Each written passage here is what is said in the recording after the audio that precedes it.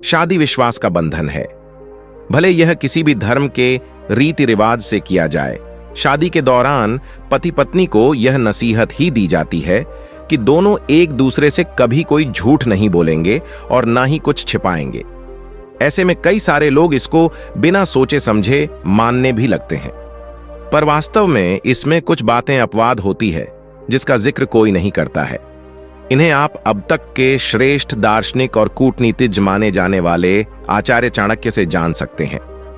उन्होंने अपने नीतियों में यह साफ साफ बताया है कि शादीशुदा जीवन को सुखमय बनाने और लंबे समय तक चलाने के लिए पति पत्नी को कुछ बातें सिर्फ अपने तक ही रखनी चाहिए।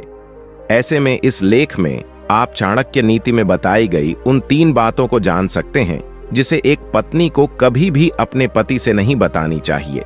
मायके के राज रिश्ता जुड़ते ही एक स्त्री अपने पार्टनर पर बहुत अधिक विश्वास करने लगती है।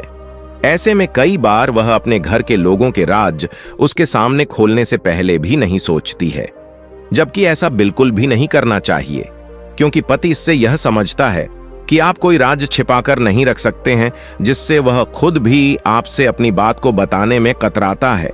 साथ ही वह आपके मायके वालों की कमजोरी को आपके खिलाफ भी इस्तेमाल कर सकता है, जिससे पति पत्नी के रिश्ते में दरार आने लगती है।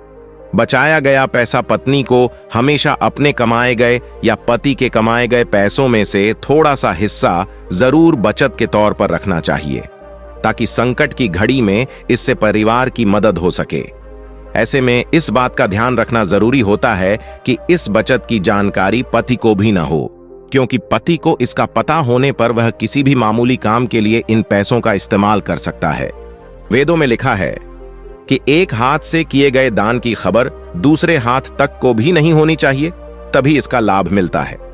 इसीलिए आचार्य चाणक्य महिलाओं को सचेत करते हुए यह सलाह देते हैं कि वह अपने द्वारा किए गए दान की जानकारी गलती से भी अपने पति को न दें, वरना इसका लाभ कम हो जाएगा।